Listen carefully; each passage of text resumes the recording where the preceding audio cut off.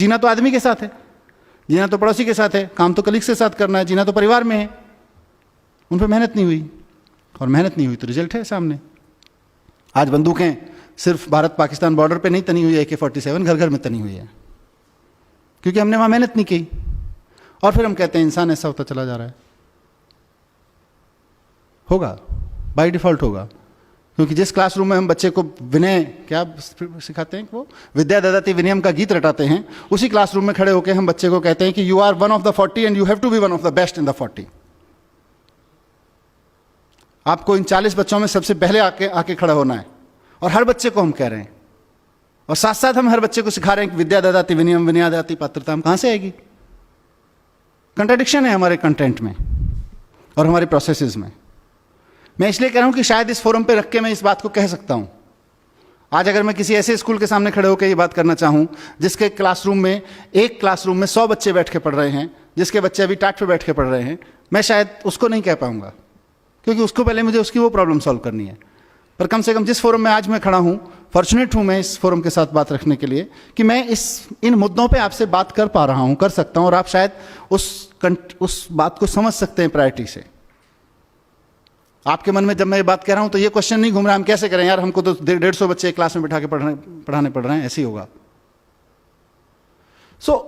हमारा कंटेंट बहुत कंफ्यूजिंग है। पूरे के पूरे स्कूल सिस्टम को एक नए सिरे से देखने की जरूरत है।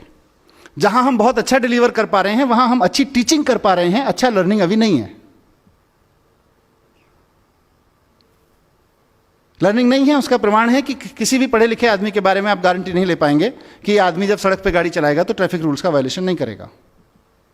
पढ़ाया तो था आपने, किसी एक एप्रोप्रिएट लेवल पे आके आपने ट्रैफिक रूल्स का चैप्टर पढ़ाया था, हाउ टू ड्राइव सेफ का चैप्टर पढ़ाया था, लेकिन लर्निंग नहीं हुई, सिर्फ टीचिंग हुई। यह उस बात का प्रमाण है। लर्निंग हो गई होती तो जिंदगी भर के लिए हो गई होती। 2+2 जिस वक्त आप लर्न करा देते हैं, 90 साल की उम्र में भी आदमी मरेगा तो 5 नहीं बोलेगा, 4 ही बोलेगा। 3.5 पे भी सहमत नहीं होगा, क्योंकि 2+2 आपने लर्न करा दिया। लेकिन ड्राइविंग के रूल्स, सेफ्टी के रूल्स आप लर्न नहीं कराते, आप टीच करते हैं। There is a basic difference between teaching and learning, और वो हम सोसाइटी में देख पा रहे हैं। सोसाइटी इंजीनियर्स मांगती है आपसे एक स्कूल के रूप में, आपसे डॉक्टर्स मांगती है, अच्छे अच्छे प्रोफेशनल्स मांगती है, लेकिन वही society, that's why I said, मैं स्वार्थ के तहत आया हूं आपके पास में।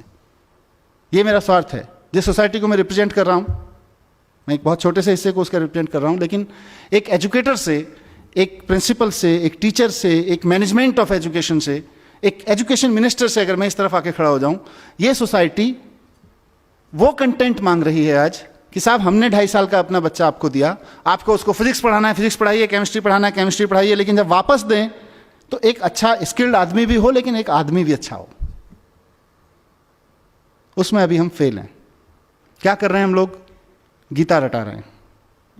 अंडरलाइन कर लीजिएगा, गीता पढ़ा नहीं रहे, रटा रहे हैं। हम वैल्यू एजुकेशन पढ़ा रहे हैं, वैल्यू ऑफ एजुकेशन नहीं पढ़ा रहे हैं। वैल्यू एजुकेशन के नाम पर कुछ घटनाएं मेरे साथ घटी हैं। अपने घटना, मैं एक क्लासरूम में गया, वहां मैथ संयोग था, गांधी जी ने सफाई के बारे में क्या कहा है ये पढ़ाया जा रहा था। Obviously it was a government school, और उस कमरे में जाले लगे हुए थे। जिन डेस्क पर बच्चे नहीं बैठे हुए थे, उन डेस्क को सुबह किसी ने साफ नहीं किया था, और कमरे की बाकी हालत क्या होगी आप अंदाजा लगा सकते हैं।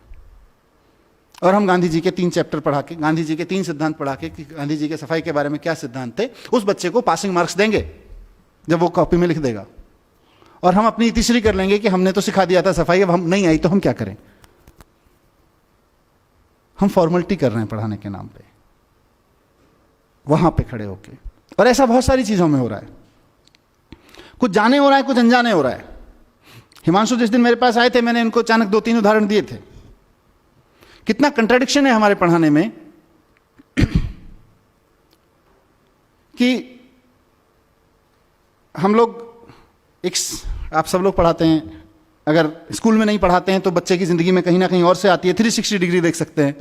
सिंड्रेला की कहानी हम सब लोग पढ़ाते हैं, या सिंड्रेला जैसी कोई और कहानी हम सब लोग पढ़ाते हैं। एक लड़की थी, बहुत खूबसूरत थी, उसका अफेयर था राजकुमार से, या वो राजकुमार को चाहती थी, फिर वो सुंदर नहीं रही किसी कारणवश, उसको कोई श्राप मिल गया, जो भी घटना घटी, दुर्घटना घटी, फिर उसके खराब दिन शुरू हो गए, फिर कुछ अच्छी घटना घटी, वापस उसको सुंदरता मिल गई और वापस उसको राजकुमार मिल गया।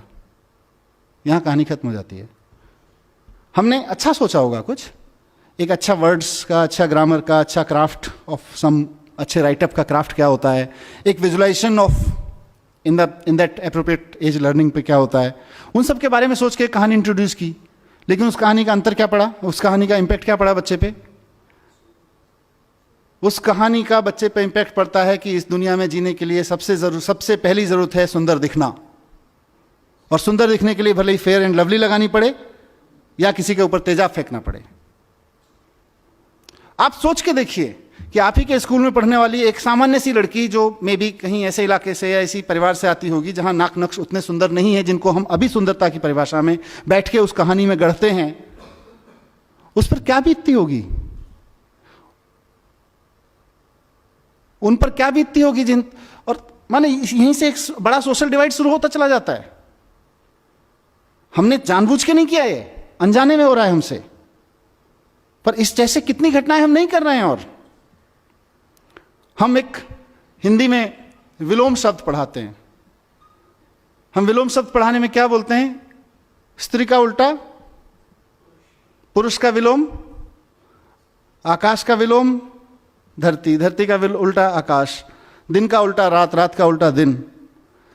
मैं इस फोरम से सारे एजुकेटर्स बैठे हुए हैं, पूछना चाहता हूं कि ये तीनों उदाहरण जो मैंने लिए, धरती का उल्टा आकाश, दिन का उल्टा रात, स्त्री का उल्टा पुरुष, ये एक दूसरे के उल्टे हैं या प्रकृति में एक दूसरे के कॉम्प्लीमेंट्री हैं, एक दूसरे को पूर्ण करते हैं, पूरकता में हैं?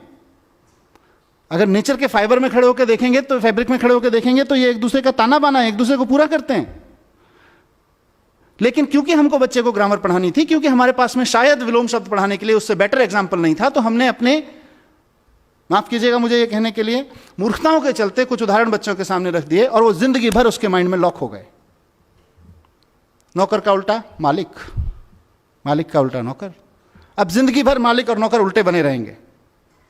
आप ब्यूटी देखिए कि मालिक और नौकर तो एक दूसरे के कॉम्प्लीमेंट्री हैं उस सिस्टम में, पर क्या आपके स्कूल में, मेरे स्कूल्स में, मैं एजुकेशन मिनिस्टर हूं, आज मैं खुद जिम्मेदारी के साथ ये बात करना चाहता हूं आपके साथ। दैट्स व्हाई आई सेड कि I am not here just for this lecture.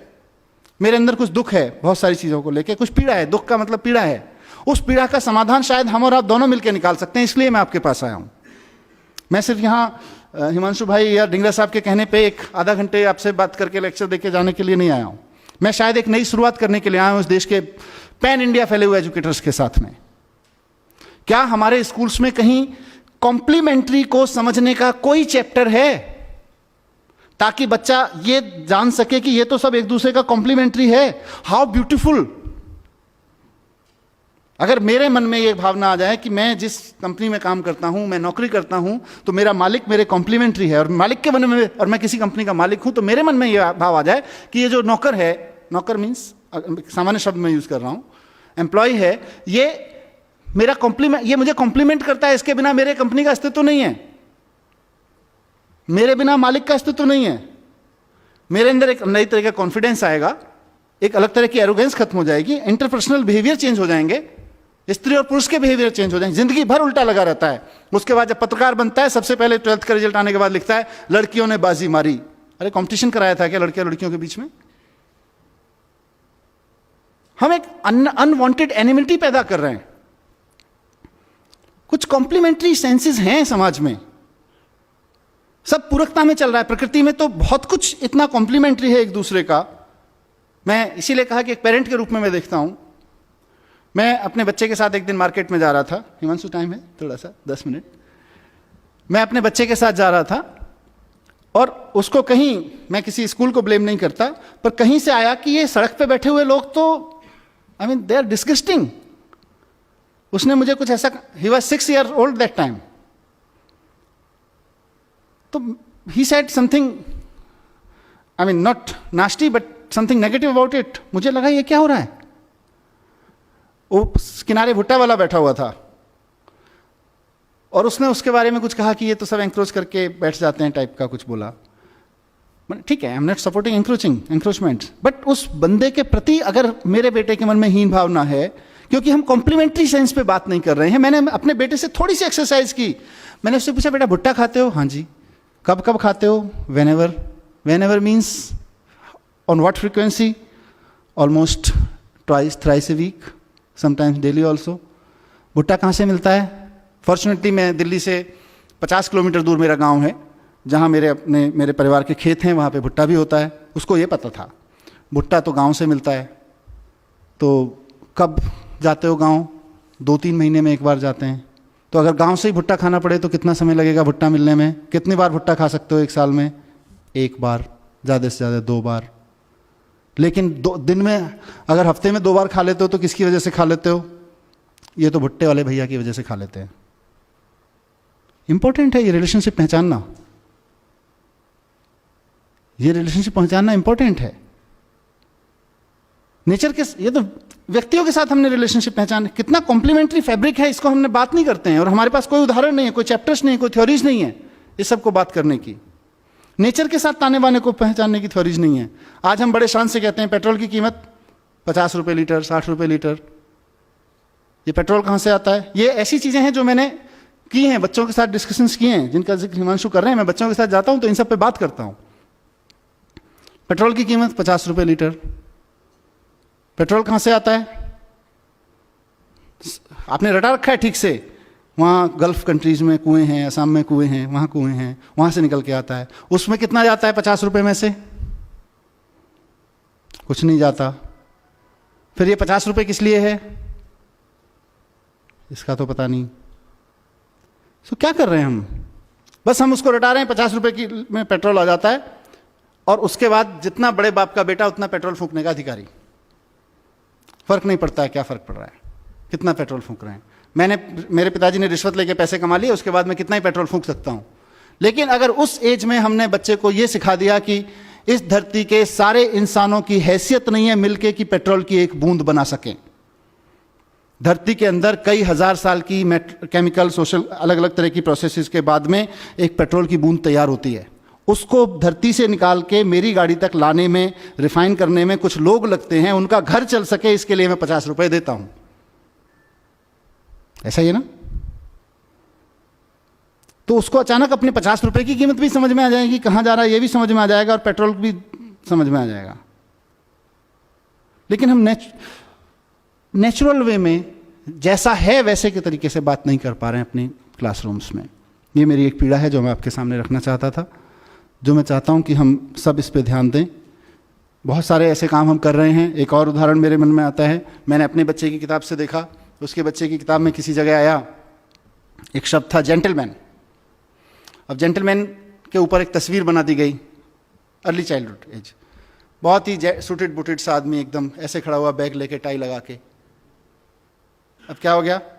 उस बच्चे को समझ में आ गया कि जेंटलमैन तो ऐसा होता है, क्योंकि जिस एज में आप उसको ये जेंटलमैन सिखाने की कोशिश कर रहे हैं उसमें उसकी पिक्चोरियल अंडरस्टैंडिंग ज्यादा है, लर्निंग लेवल थ्रू पिक्चर्स ज्यादा है, पर वो उतना नहीं सीख रहा है जितना आप सिखाने की कोशिश कर रहे हैं। वो 360 डिग्री सीख रहा है, और ये हमको स्वीकार नहीं है कि बच्चा 360 डिग्री सीख सकता है। हमको लग रहा है बच्चा तो उतना ही सीखेगा जितना हम सिखाएंगे जी फॉर जेंटलमैन। लेकिन बच्चा तो उस पिक्चर को देख के एक इमेज बना रहा है और जिंदगी भर के लिए कैद करके रख रहा है। उसके बाद उस बच्चे का फादर अगर किसान है, जिंदगी भर अपने पापा को किसान नहीं मान सकता, जेंटलमैन नहीं मान सकता है। अगर उस बच्चे के पापा कोई ऐसा काम करते हैं जो सूट टाई वाई लगाने का काम नहीं है, जिसमें प्रोफेशन में, जिंदगी भर नहीं मान सकता है। और मैं यहीं की बात कर लेता हूं, हमने सब ने वो पढ़ा हुआ है। यहीं मैं 4 लोग खड़े कर देता हूं और आपसे उस कोने में खड़े होकर बात करता हूं कि वो जो फलाने सज्जन खड़े हैं ना, कौन से वाले, the yellow shirt, no, the gentleman kind of person. हम किसको मार्क करेंगे आप बता दीजिए अगर एक आदमी टाई वाला हुआ तो? हम इस कमरे में बैठे हुए लोग, पढ़ने वाले नहीं, पढ़ाने वाले लोग, क्या हमारे माइंड में तुरंत क्लिक नहीं कर जाएगा कि हम किसके बारे में बात कर रहे हैं? जिस आदमी एक कुर्ता पजामा में खड़ा हो, एक बिना सूट बूट में ऐसे ढिंगरा साहब की तरह खड़ा हो, एक भाई साहब की तरह खड़ा हो टाई लगा के, और आप उस कोने में खड़े हो। I am talking about the gentleman kind of person, and believe me, how many of them in this room will not accept, will not point out exactly the person I am talking about. So ये क्या कर रहे हैं हम? कहां से आए हमारे अंदर? हमको भी किसी ने जेंटलमैन की पिक्चर दिखा दी होगी किसी समय, नोइंगली और अननोइंगली। सो मैं आप सब लोगों का ध्यान इस तरफ दिलाना चाहता हूं कि हमारे पास जो बच्चा आ रहा है वो 360 डिग्री सीख रहा है। आज से 50 साल पहले पढ़ाने का तरीका आपका जो भी था वो बहुत अच्छा था, क्योंकि बच्चे के पास में इंफॉर्मेशन का सिर्फ 2 ही जरिया थे, स्कूल और पेरेंट्स। अनफॉर्चुनेटली पेरेंट्स के पास में इंफॉर्मेशन बहुत कम होती थी as compare to school and teacher. Teacher का इंफॉर्मेशन का, नॉलेज का लेवल कहीं ज़्यादा हाई होता था, पेरेंट्स का comparatively and generally, specific cases की मैं बात नहीं कर रहा, कम होता था। उस वक्त आपने जो डिज़ाइन किया एजुकेशन का सिस्टम बहुत अच्छा था। आज की तारीख में बच्चे के हाथ में मोबाइल है, वो बच्चा अपने पेरेंट्स से ज़्यादा जानता है, आप अपनी तो छोड़ दीजिए। वो दुनिया के इतने लोगों से अपने फोन पे बैठ के बात कर सकता है, इतने लोगों से कॉम्पीट कर सकता है, किस किस तरह के कॉम्पिटिशन में हिस्सा ले सकता है, आप अज्यूम नहीं कर पाएंगे। हम उस बच्चे को पढ़ा रहे हैं। आज हम उस बच्चे को नहीं पढ़ा रहे जिसका इंफॉर्मेशन के लेवल पे सिर्फ 2 ही सोर्स थे और क्रेडिबिलिटी के नाम पर एक ही सोर्स था, टीचर। मदर फादर कभी भी किसी बच्चे के लिए क्रेडिबल सोर्स ऑफ इंफॉर्मेशन नहीं हुए थे, आज भी नहीं है। लेकिन अनफॉर्चुनेटली और फॉर्चुनेटली टेक्नोलॉजी यहां पहुंच गई है कि उस बच्चे के पास इतने सोर्स ऑफ इंफॉर्मेशन है कि टीचर्स के सारे कलेक्टिव सोर्स ऑफ इंफॉर्मेशन कम पड़ गए। स्कूल का हमारे सारे कैरिकुलम कम पड़ गया है उसके सामने। We have to shape up a mind which is being affected, which is being, let me use this word, which is being attacked day and night through every corner. 100 TV channels, 5,000 games, websites, game sites, and peer pressures. All these things are attacking the mind each and every minute. Party में भी जाता है तो वहाँ एक peer pressure होता है, अब हमको उसको हैंडल करना है। वो बच्चा हमारे पास में 4 घंटे के लिए आ रहा है, 5 घंटे के लिए आ रहा है। So we have to shape up our education content and system and processes in a way so that we can make ourselves capable of handling that child. Sorry to say, we have not prepared. हम पुराने ढोल पीट रहे हैं अभी, पुराने तौर तरीकों से उस बच्चे को हैंडल करने की कोशिश कर रहे हैं कि क्लासरूम होगा, ओबीडेंट माने जो बच्चा क्लास में कम बोलेगा, ज्यादा बोलेगा तो ओबीडेंट नहीं हुआ, जिस क्लासरूम में कम शोर मचेगा वो ज्यादा ओबीडेंट क्लास होगी। ऐसा ही हम लोग डिफाइन करके रखते हैं। Keep quiet is the definition of being obedient. तो ये हमारे पुराने तरीके किसी समय अच्छे रहे होंगे जब इवॉल्व हुए, आज नहीं है। आज उसको बोलने नहीं देंगे, वो बाहर निकलते ही क्या बोलेगा आपको अंदाजा भी नहीं हो सकता है। और इसी का नतीजा है कि एक नई जनरेशन हमारी क्रिटिकल पैदा नहीं हो रही है। क्यों मैं ये बात कर रहा हूं? मेरे को कोई शौक नहीं है पढ़ाने का। मैंने कहा मैं तो एजुकेशनिस्ट नहीं हूं और मेरा एजुकेशन प्रोफेशन भी नहीं था। मैं तो संयोग से इस फील्ड में आ गया और आज मैं यहाँ खड़ा हुआ हूँ। क्यों मैं कर रहा हूँ इसकी बात, क्यों एज ए लीडर मेरी ज़रूरत महसूस हो रही है मुझको कि हमें एजुकेशन के कंटेंट पे क्लासरूम को एक आंदोलन में बदलने की ज़रूरत है। साथियों, आपके पास 40 बच्चे, 50 बच्चे, 30 बच्चे आपके क्लासरूम में बैठे हुए हैं और वो आंदोलन की सबसे बढ़िया, सबसे फर्टाइल ग्राउंड है। किस चीज़ के खिलाफ आंदोलन? वो जो समाज में चल रहा है उसके खिलाफ आंदोलन। समाज में धर्म के झगड़े चल रहे हैं, हमको क्लासरूम में बैठ के सेटल करना पड़ेगा कि ये बच्चा जब जाए तो उन धार्मिक झगड़ों में शामिल ना हो पाए। इवन को इन्फ्लुएंस भी करने की कोशिश करे तो उसको क्लैरिटी है, उसको इंटरनेट पे, व्हाट्सएप पे भी कोई ऐसा मटेरियल मिले तो उसको क्लैरिटी रहे, नहीं I have understood it, this is rubbish. That we have to prepare for. धर्म के, जाति के झगड़े हैं, क्षेत्रवाद के झगड़े हैं, क्रिटिकल नहीं है। 5000 साल पहले जिसने कुछ कह दिया उसी को माने बैठे हैं। नया करने की क्षमता पैदा नहीं हो रही है हमारे बच्चों में। आप देखिए कितने बच्चे हैं जो नया पैदा कर सकते हैं, नया सोच सकते हैं, क्योंकि नया करने के लिए रिस्क चाहिए, रिस्क लेने की क्षमता चाहिए, और रिस्क लेने की क्षमता हम लोग नहीं पैदा कर पा रहे हैं बच्चों में। क्योंकि हम जब पैदा कर पाएंगे तो हमारी क्लास में पढ़ने वाले 40 बच्चों में से कम 38 के बीच होनी चाहिए। अभी तो 38 में से 40 में से 2 के बीच है, उसके बहुत सारे और संयोग कारण हो सकते हैं। क्योंकि जब क्लासरूम से रिवॉल्यूशन से पैदा होगा, कॉन्फिडेंस पैदा होगा, नया करने की जिजीशा पैदा होगी, हिम्मत पैदा होगी, तो वो 40 में से 38 बच्चों की में पैदा होगी कम से कम। और उसका नतीजा क्या हो रहा है? एक नेशन जो अपने आप में कॉन्फिडेंट नहीं है, एक सोसाइटी जो अपने आप में अपने थॉट्स पे कॉन्फिडेंट नहीं है, अपने थॉट्स के प्रति क्रिटिकल, अपनी कन्वेंशंस के प्रति क्रिटिकल नहीं है, कुछ नया करने की हिम्मत नहीं जुटा पा रही है। 1500 साल पहले आर्यभट्ट ने कहा था शून्य है, शून्य की खोज की उसने किया, और हमने 1500 साल क्या किया? हमने 1500 साल गाना गाया, जब जीरो दिया मेरे भारत ने दुनिया को तब गिनती आई। हमने गाना गाया, और उसी शून्य का 1500 साल पहले जिस हिंदुस्तान ने शून्य का आविष्कार किया, उसी शून्य का इस्तेमाल अमेरिका और यूरोप के साइंटिस्ट ने करके पूरा साइबर वर्ल्ड उस शून्य में खड़ा कर दिया। हम गाना गाते रह गए, जब जीरो दिया मेरे भारत ने दुनिया को तब गिनती आई। उन्होंने साइबर वर्ल्ड खड़ा कर दिया। आज वो ट्विटर चलाते हैं, फेसबुक चलाते हैं, गूगल चलाते हैं, यूट्यूब चलाते हैं। हम अपने लड़के लड़कियां नौकरी करने भेजते हैं उनके यहाँ पे, और हम कहते हैं कि हम तो बहुत महान देश थे पहले से। हम अच्छा हमने किया है, काफी कुछ किया है। ऐसा नहीं है कि एजुकेशन में कुछ नहीं हुआ। मैं with due respect to every educator मैं कहना चाहता हूं कि एजुकेशन की आज तक की बहुत अचीवमेंट हैं। आज मैं अगर आपके सामने खड़ा होकर इस मंच से बोल पा रहा हूं और आप में से कोई इस बात को लेकर क्वेश्चन नहीं कर रहा है कि ये जो आदमी इतनी बड़ी बड़ी बातें यहां कर रहा है इसका धर्म और जाति क्या है, वो एजुकेशन की अचीवमेंट है आज हमारे यहां। आज आपके सामने कोई आदमी इंटरनेट यूज करता है और आपके मन में कभी भी ये सवाल नहीं उठता, मतलब आपके माने समाज के मन में, समाज में किसी के मन में ये सवाल नहीं उठता है कि इंटरनेट यूज करने वाले की जाति क्या है, जरा पूछ के तो देख लें। इस जाति के लोगों की हिम्मत कैसे हुई इंटरनेट यूज करने की? आज ये क्वेश्चन नहीं बचा है समाज में, वो एजुकेशन की वजह से है। 500 साल पहले गुलाम खरीदना और रखना या गुलाम की तरह बिकना समाज की स्वीकृति में था। आज कोई भी व्यक्ति इस बात को स्वीकार करने को तैयार नहीं है अपने सामने किसी गुलाम को बिकते हुए देखकर। खुद के लिए गुलाम होकर बिकना या खुद के लिए गुलाम खरीदना तो अलग छोड़ दीजिए, ये एजुकेशन की अचीवमेंट है। लेकिन जहां नहीं पहुंचे वहां का चर्चा करना जरूरी है। जो छूट गया एजुकेशन से वो बहुत क्रिटिकल है और वो बहुत स्लो है। इसीलिए मैंने कहा हम अतीत के गुणगान में बहुत लग गए हैं। हिंदुस्तान की सबसे बड़ी प्रॉब्लम यही है कि हम अतीत का गुणगान बहुत करते हैं। हमारे यहां आर्यभट्ट हुए थे, अरे सर जी आर्यभट्ट हुए थे, उसके बाद हमने क्या किया? आर्यभट्ट तो होके चले गए। मुझे कई बार लगता है कि अगर आइंस्टाइन हिंदुस्तान में पैदा हुए थे तो हिमालय में एक मंदिर बना देते हम लोग उसका, और समझा रहे होते अपने बच्चों को 14 कोस की परिक्रमा है, सीधे चले जाओगे, पेट के बल लेट के जाओगे तो जल्दी साइंस समझ में आ जाएगी। पैदल जाओगे तो इतने दिन लगेंगे साइंस समझने में, हेलीकॉप्टर से चले गए तो इतने दिन लगेंगे साइंस समझने में। मैं किसी धर्म और किसी मान्यता का अपमान नहीं करना चाहता हूं, उनकी सबकी एक साइंस है। हमने अपनी साइंस के चक्कर में वो साइंस भी खो गई। हम सिर्फ 40 रट रहे हैं, आइंस्टाइन 40, आर्यभट्ट 40, और हम 40 का देश बन गए हैं। हम नया सोचने की क्षमता खत्म कर दी है। तो मैं इस सभा के माध्यम से, जैसा मैंने शुरू में कहा कि एक बहुत बड़ा स्वार्थ मुझे यहाँ पे खींच के लाया है, और मेरा वो स्वार्थ है साथियों, मेरा एक सपना है कि इस देश की पॉलिटिक्स में एजुकेशन एक बड़ा मुद्दा बने। इस देश की सोच में एजुकेशन एक बड़ा मुद्दा बने। मैं एक ऐसे दिन का सपना देख रहा हूं कि हमने बड़े बड़े तरह के इलेक्शन देखे हैं।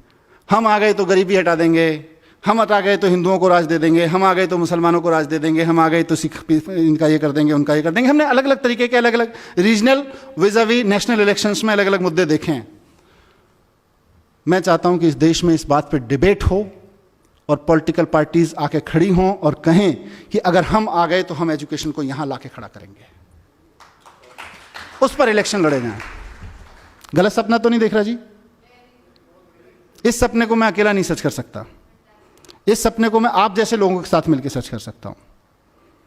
इस सपने को सच करने के लिए मुझे क्या मतलब, हमें एज ए नेशन हम लोगों को एक बहुत बड़ी डिबेट की जरूरत पड़ेगी, बहुत बड़े डिस्कोर्स की जरूरत पड़ेगी। जो अलग अलग डिस्कोर्सेज में उलझे हुए लोग हैं, फंसे हुए लोग हैं, उनको सबको लाके इस प्लेटफॉर्म पे, इस पैराडाइम पे लाके खड़ा करने की जरूरत पड़ेगी। आइए बाद में बात कर लेंगे तुम्हारे धर्म के झगड़ों के बारे में, आइए पहले एजुकेशन के बारे में बात करते हैं। बाद में बात कर लेंगे तुम्हारे फालतू के झगड़ों के बारे में, आइए पहले एजुकेशन के बारे में। एजुकेशन के कंटेंट से लेके उसके पर्पस तक पे बात करनी पड़ेगी। उस सब के लिए एक बड़े एजुकेशन रेवोल्यूशन, एक बड़े एजुकेशन के आंदोलन की जरूरत है, जो क्लासरूम में भी चलेगा। क्योंकि सबसे बढ़िया चीज इसमें यह है कि आपके पास में जंतर मंतर सजा हुआ है।